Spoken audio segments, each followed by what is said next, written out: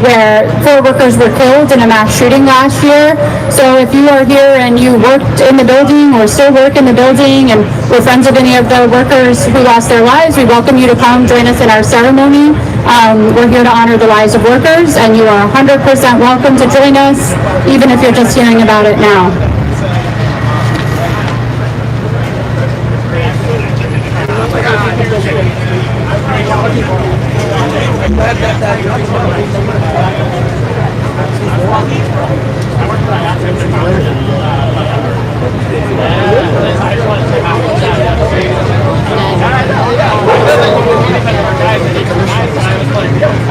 The deputy.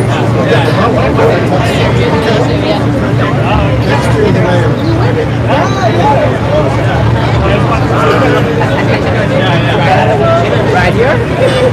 Okay, everyone, we are going to go ahead and get started.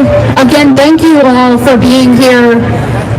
To start us off, I want to invite Rabbi Feinberg with the Labor Religion Coalition to say a few words and to welcome us in prayer. Thank you, and good afternoon, sisters and brothers.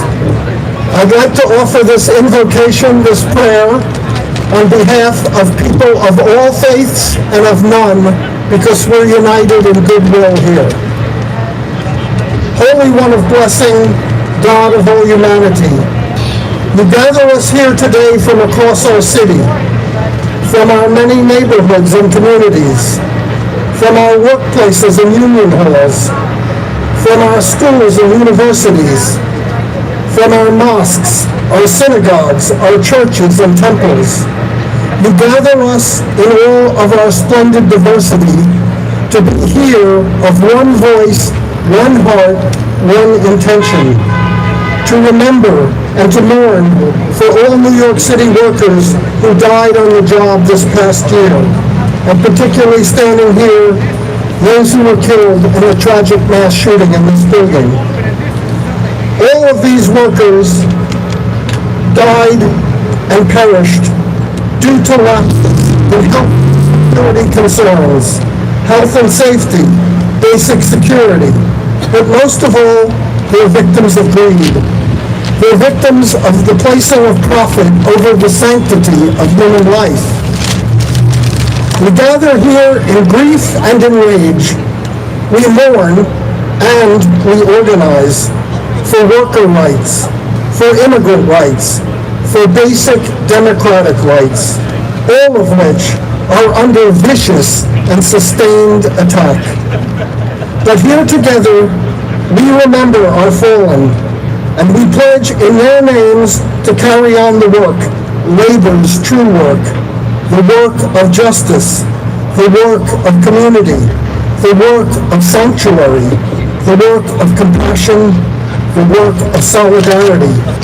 For we know that this is our true work, to build the beloved community in this our city and this our nation, today and for all of our days, and together we say, Amen.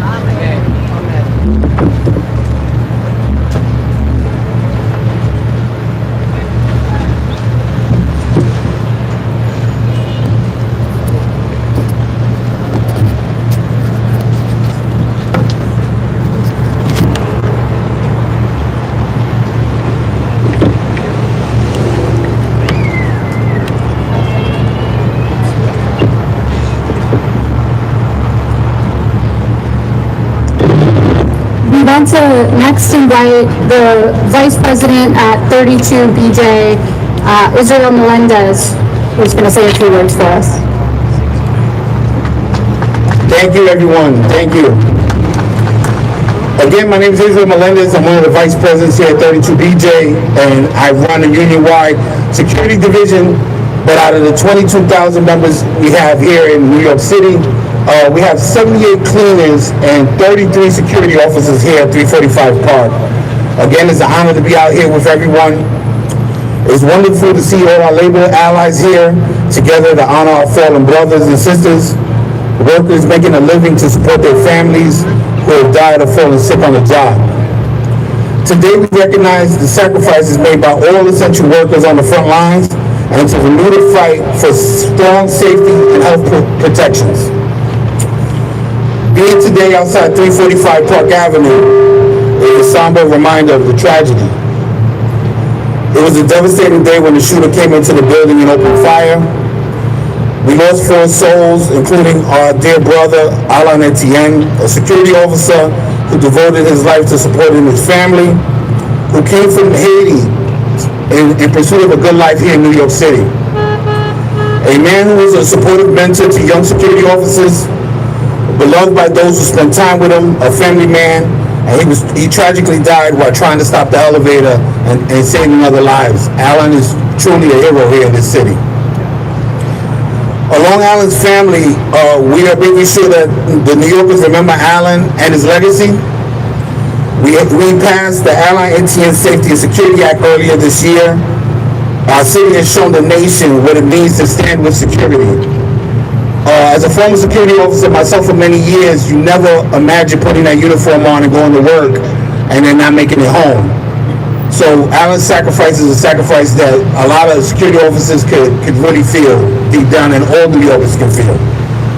This legislation, once fully implemented, will uplift all security officers with better wages, money for benefits, and improved paid time off. This is the model for a city, and definitely for a nation, how to respond to a tragedy and take positive action to change an industry. On the eve of the passage of the Alan Etienne Safety Security Act, his brother Smith came to the 32BJ headquarters, and he said that the legislation and the movement to honor Alan was a perfect example of what's possible when we all focus together. This Worker Memorial Day, we're honored to be joined by the New York City Central Labor Council, the AFL-CIO, the New York Committee for Occupational Safety and Health, the Labor Religion Coalition, and Deputy Mayor Julie Sue, and so many other allies here. I want to thank everybody for really making time to come out and honor Alan. Again, his sacrifice is never going to be forgotten, and again, thank you so much for taking the time to remember him.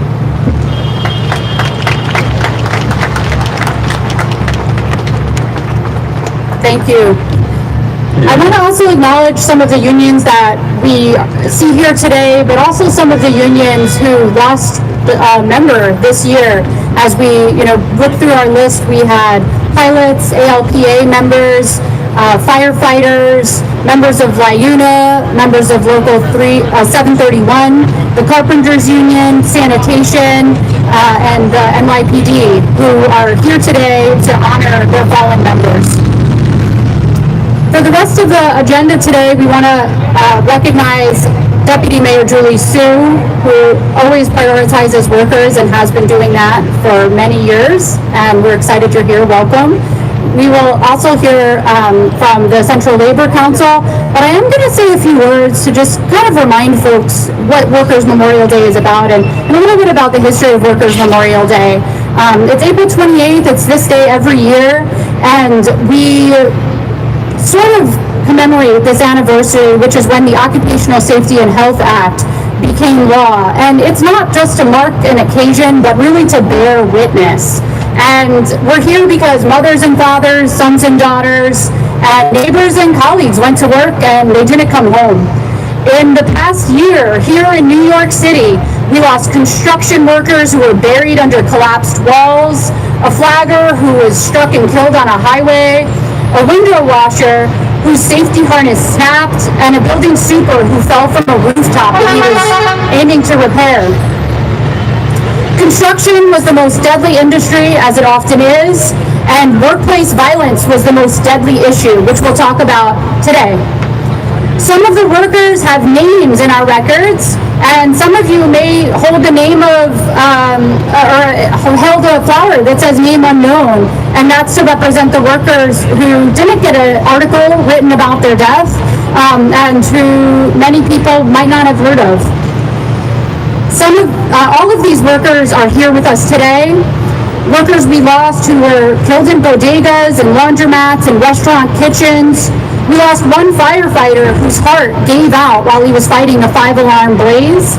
And of course, we lost 4 workers killed in a single mass shooting in Midtown Manhattan on a Monday, right here.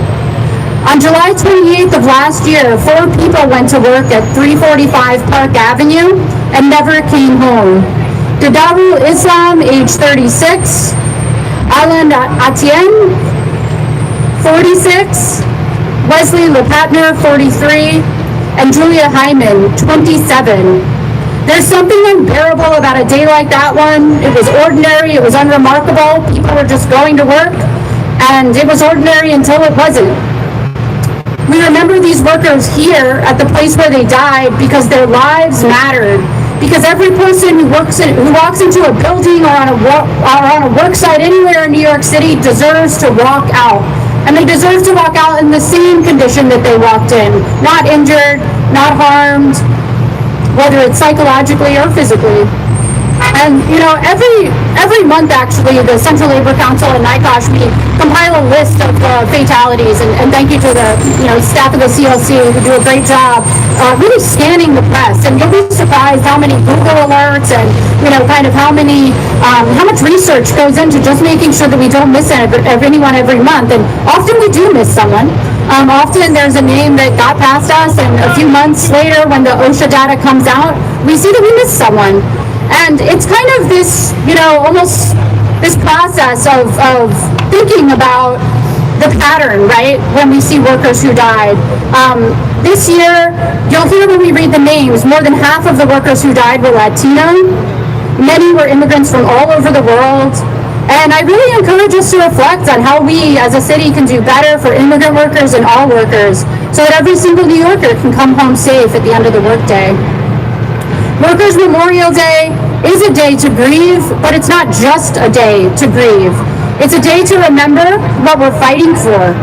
We fight for OSHA, for heat safety legislation, for fall protection, for workers who can't speak up without risking their lives, without risking being fired, or without risking deportation. We fight for the families in this space and for the families who couldn't make it here today, or frankly for whom it was too emotional for them to come today and remember their lost loved one. Every single worker whose names we read deserves to go home safely at the end of the day. We mourn for the dead and we fight for the living, and we're going to keep doing this every single year, honoring those members who we lost. Thank you.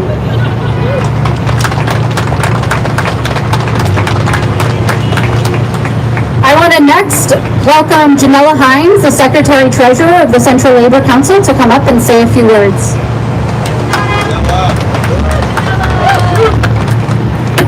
Good afternoon, brothers, sisters, and siblings. On behalf of the New York City Central Labor Council, representing more than 300 unions and over 1 million union members across the city, thank you for being here to observe Workers' Memorial Day. In addition to all of our affiliates here and our partners at NICOSH, I'd like to acknowledge the presence of the Consul General of Mexico, Marcos Bucio Mujica, who is here with us as well. This is a day when we remember those we've lost on the job, and we commit ourselves to fight for the living. And it matters where we are standing. We are here in front of 345 Park Avenue, where last summer an act of workplace violence took the lives of 4 workers, including SCIU 32BJ member Alan Etienne and PBA member Detective Didarul Islam, promoted posthumously. Their unions are here with us today. Their brothers and sisters are here, and we carry their memory with us. Because every loss we mark today is not abstract. It is personal. It is a family, a union, a community that will never be the same. Across this country, more than 380 workers are killed every day, and thousands more are injured or made sick because of unsafe working conditions that we know are preventable. And here in New York City, we see what that looks like. We see it on construction sites where safety corners are cut. We see it on our streets where delivery workers are pushed to the brink. We see it in buildings where workers are stretched too thin, in hospitals where they face workplace violence and staffing shortages, in public sector jobs where hazards are known but are not fixed. And we know something else. These dangers do not fall equally. Black workers, Latino workers, and immigrant workers are more likely to be put in harm's way. And when they don't have a union, they are less likely to speak up and even less likely to be protected when they do. This is not inevitable. This is a result of choices. And right now, we are seeing the consequences of the wrong choices.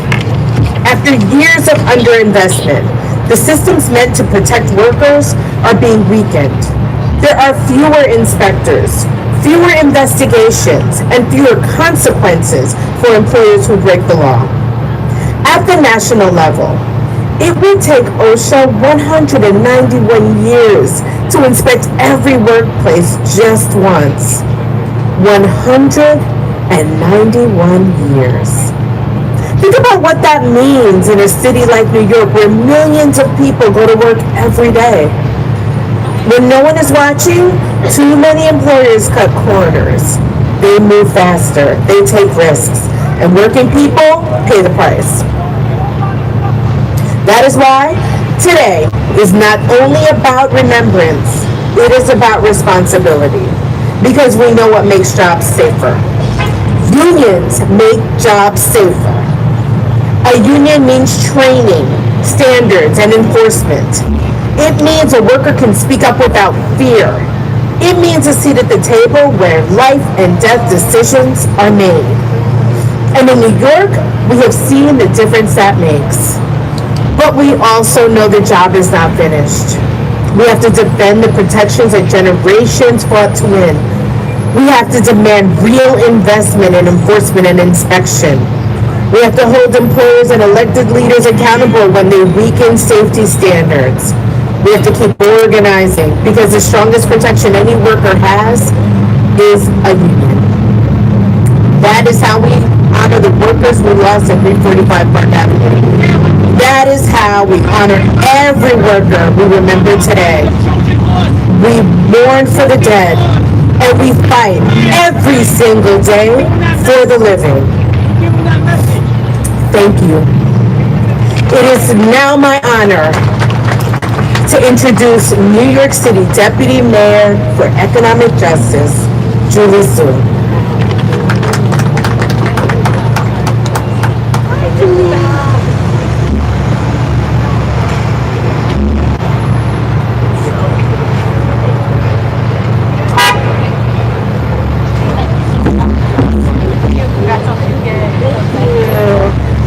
Good afternoon, New York City.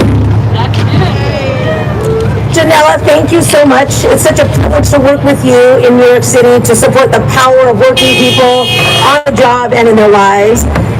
And to Charlene and Nikash, I got to work with you when I was the U.S. Labor Secretary, and it's a privilege to be here now to breathe life into real protections for working people. And Israel, thank you, 32BJ. Thank you. 32BJ don't play, and we're all better for it. And to all the families who are here, to the family of Alad Etienne, and to every family standing here who has lost someone, I want to be clear that you do not grieve alone, and it's an honor to stand with you. So we're gathered on a sidewalk in front of what looks like an ordinary building in New York City. People rode up the elevator to work today. A security officer is at the desk. Cleaners will come in at night. Just another day where working people show up to do what working people do every single day, which is make this city run. But on July 28th of last year, 4 people who came to work in this building did not go home.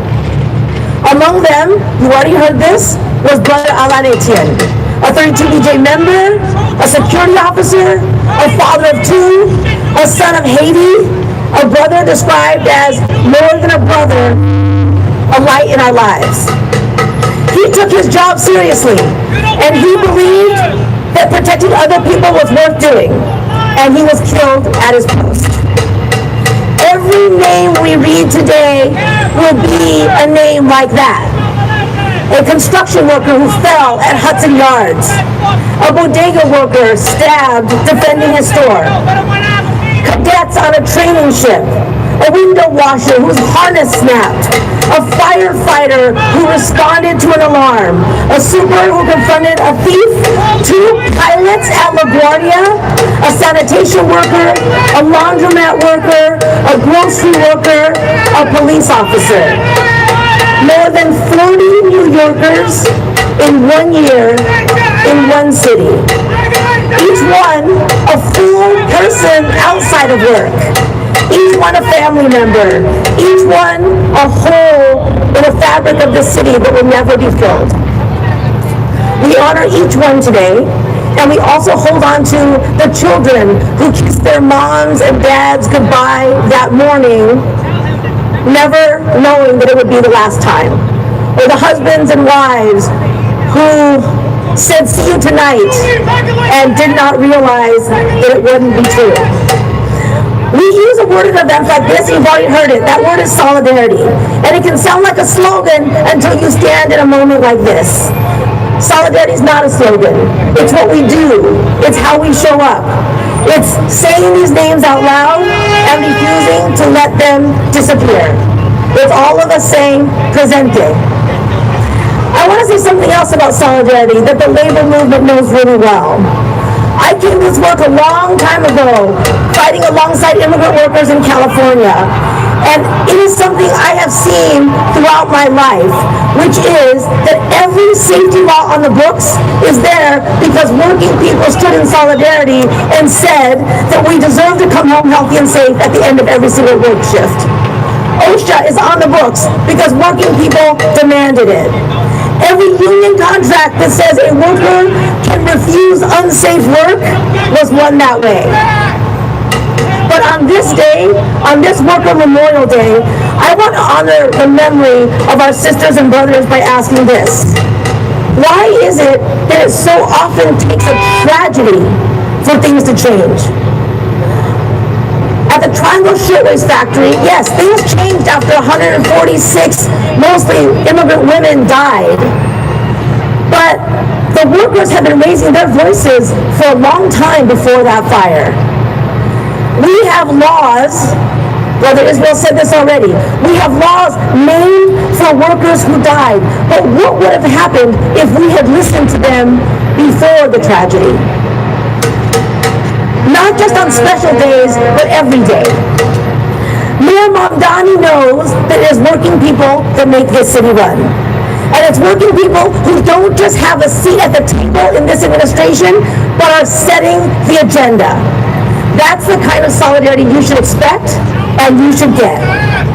Now, in a moment where, Charlene already said this, where so much of the federal architecture that protects workers is being systematically broken down before our eyes, when safety standards, protecting workers from toxic chemicals, protecting workers from the hazards of heat are being reversed, and where enforcement has been gutted by the U.S. Department of Labor, it is our role in the city to put the voices of workers at the front of everything we do before the next tragedy. So my commitment to you, as the first ever Deputy Mayor for Economic Justice in this city, is simple. We will enforce the laws on the books. We will fight for stronger laws that we still need. We will stand with unions, with workers, and with their families. We will say not on our watch to cutting corners and cutting costs and compromising on safety, because we know what happens when we do that. So to the family of every worker that we honor today, you are not alone in your grief, and you are not alone in the fight that comes after. Our economic growth and our economic strategy is simple. When workers do well, everyone does better. And we are building a city where every worker is safe, valued, and can live with dignity. Thank you all so much. It's great to be with you. Thank you.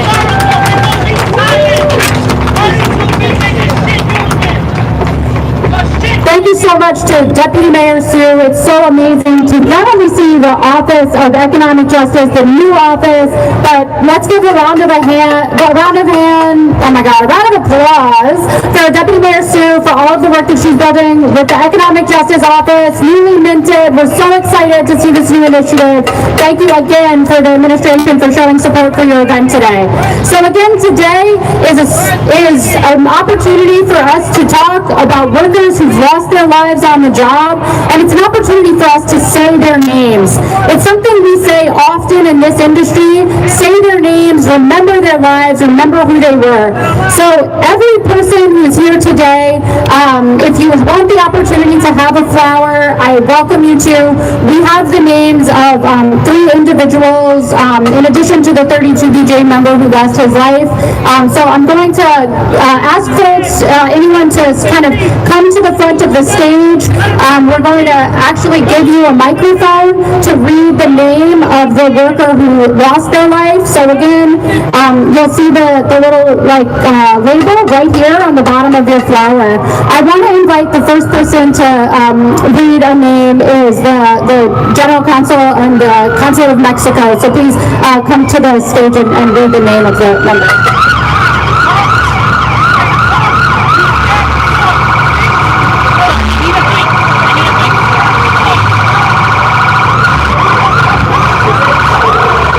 For America, Yamilet Sanchez, 20 years old, possibly bookable demo in accident.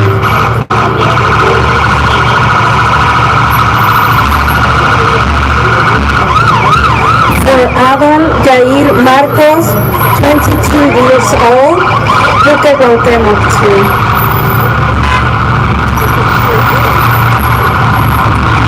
Thank you. And we invite folks to kind of come forward and form a line to the right here. And we're going to get a mic over to the crowd so you can go ahead and read the names of workers. We're going to get that mic in 1 second, but please do start to form a line if you have flowers. We have a few more flowers up here. Also, if you have in your own head, you have the name of someone who you've lost. It doesn't have to be this past year, but it was a worker who died on the job. We invite you to read that person's name as well. So what we're going to do is a member is going to read a name, or one of you is going to read a name, and then we're actually all going to say a chorus of presente. So I'm going to do the first example as we get the microphone set up. I'm going to read the first name. Actually, lost her life here. Julia Hyman, age 27. Presente.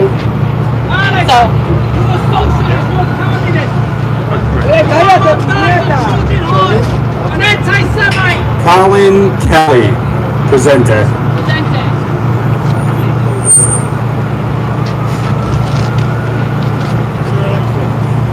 Jose Humberto Ucha Vega, presente.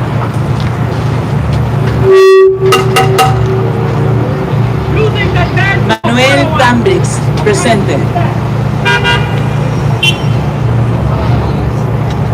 Brian Dunn, 37 years old, a sanitation worker. Presente.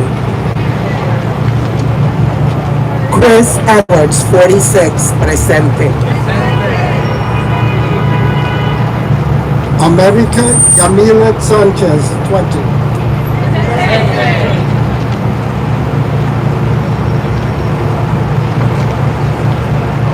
Joseph Saljanins, 55, presente.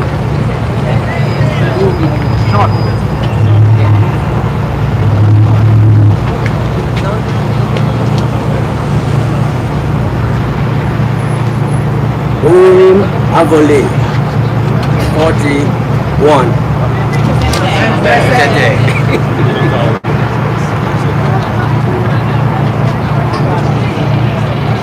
Abdul Saleh, 28 years old. Presente.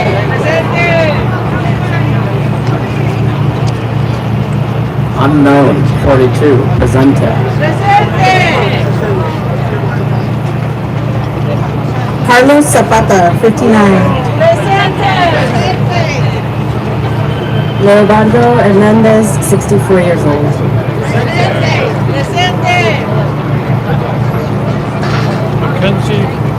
Mackenzie Gunther, 24. Nordando Singh, presente. Vincenzo Fortunato, presente, 35.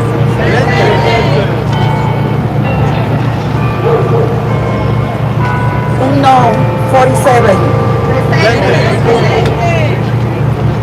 Armando Hernández González, 45. Presente. Presente. Ismael Flores, 34. Presente. Presente. Captain Antoine Forrest, 30. Presente. Presente. Amado Medina Dominguez, 47. Presente. Mario Vivanco. Presente. Kathy Estelle, 68. Presente. Hector Reynoso Perez, 69 years old, presenting. Jose Luis Moreno Ramirez, 43. Presente. Patrick Bailey, 42 years old, presente. And Adrian Bailey, Actors Equity Association, presente. Loden Bernardo Lopez, presente.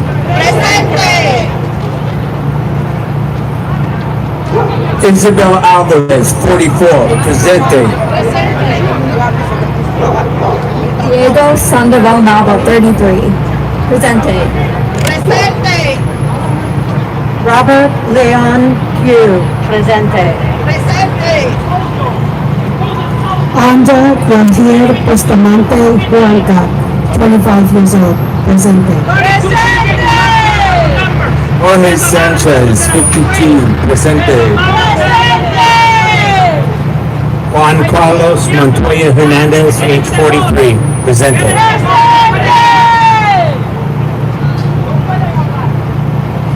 Raymond B. 59. Presente. Julio Gonzalez, 35, presente. Juan Arsenio Espinosa Lopez, age 57, presente. Brandon Williams, 37, presente.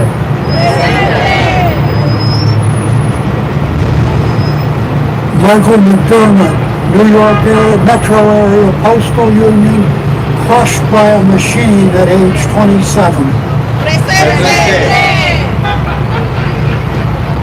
Alan Etienne, 46, and also Hector Figueroa, presente.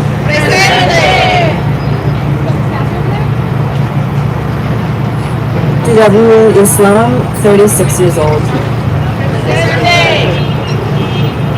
Wesley Lapatna, 43.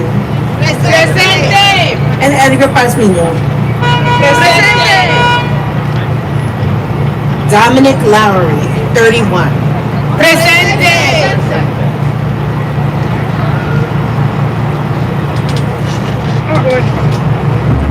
To close out our ceremony, I want to invite the Sword of Life Pipe and Drum IBEW Local 3 to conclude our ceremony with a song. Thank you again for coming. After the end of the song, that'll conclude our ceremony.